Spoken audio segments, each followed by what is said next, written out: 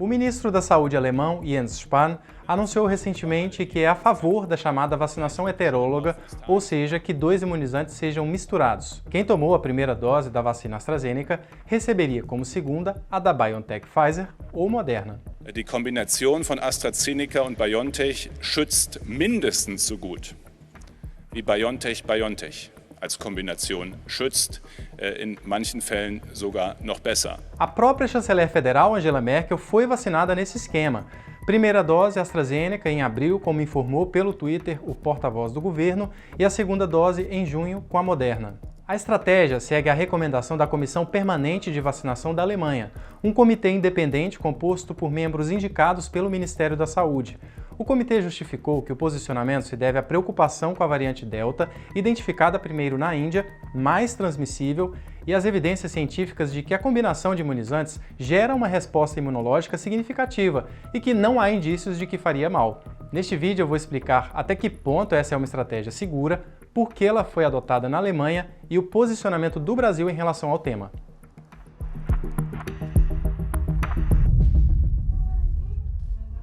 É preciso entender primeiro de onde essa história partiu e por que a vacinação heteróloga começou a ser considerada na Alemanha.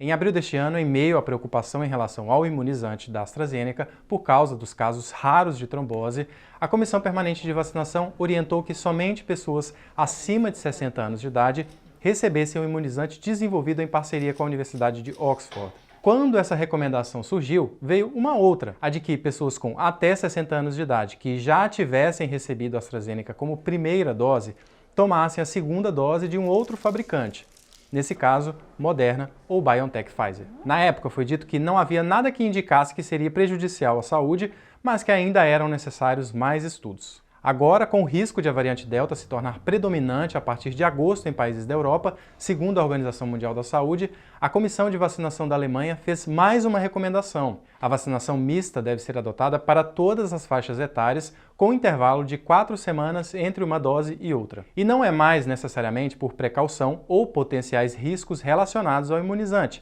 É que a combinação se mostrou mais eficaz, como documentado, por exemplo, neste artigo produzido a partir de pesquisas de cientistas de Oxford. O Instituto Robert Koch, agência alemã para controle de doenças infecciosas, informou por e-mail que a comissão de vacinação vai divulgar nas próximas semanas novas pesquisas sobre a imunização cruzada. A comissão, como é composta por membros indicados pelo governo, trabalha em cooperação com o Instituto Robert Koch. Eu conversei com o imunologista Jorge Calil, professor de medicina da Universidade de São Paulo, a USP, e ex-diretor do Instituto Butantan.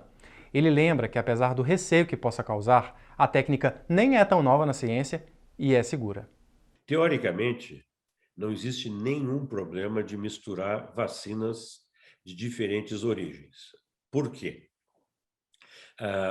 A maioria delas o que se busca é a produção de uma resposta imune forte contra a proteína da spike, independentemente de como ela está apresentada. Até melhor, do ponto de vista imunológico, que sejam de duas formas diferentes. Ao mudar o vetor, você faz com que a resposta imune não destrua o vetor na segunda exposição, porque ele já tem uma resposta imune, e a resposta imune vai concentrar contra a proteína S. O imunologista relembra ainda como agem as vacinas que estão sendo misturadas. Uma de RNA mensageiro, BioNTech Pfizer, a outra, vetor viral, AstraZeneca. Ambas com o mesmo objetivo de ensinar o nosso corpo a combater a proteína do coronavírus. Você tem a produção do RNA mensageiro, que é o que codifica, que tem instrução genética para produzir essa proteína, que pode entrar na célula e produzir essa proteína. E temos as vacinas dos chamados vírus não replicativos.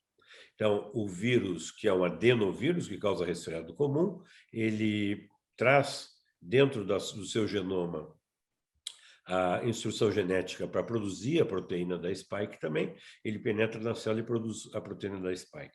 Então, são diferentes formas, a maioria das vacinas, de apresentação da proteína da spike.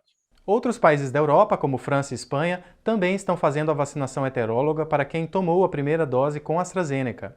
A Prefeitura do Rio de Janeiro, da mesma forma, autorizou a vacinação cruzada AstraZeneca BioNTech Pfizer para gestantes que receberam AstraZeneca como primeira dose, mas ainda é uma medida pontual. O Ministério da Saúde no Brasil informou à DW, em nota, que a recomendação continua sendo manter o fabricante na primeira e na segunda dose e que acompanha o andamento de pesquisas no mundo a respeito das vacinas para a Covid-19. A Fiocruz e o Instituto Butantan enfatizaram que não há, até o momento, estudos sendo conduzidos no Brasil sobre a intercambiabilidade de vacinas e, portanto, não há qualquer previsão de que essa estratégia possa ser adotada no país de forma unificada nas próximas semanas. A Rede Brasileira de Mulheres Cientistas divulgou uma nota técnica em que reconhece a importância de pesquisas, mas que, na falta de vacinas, deveria ser uma estratégia a ser considerada. Eu conversei com uma das 7 pesquisadoras que assinam o documento, a epidemiologista Carla Domingues, ex-coordenadora do Programa Nacional de Imunização.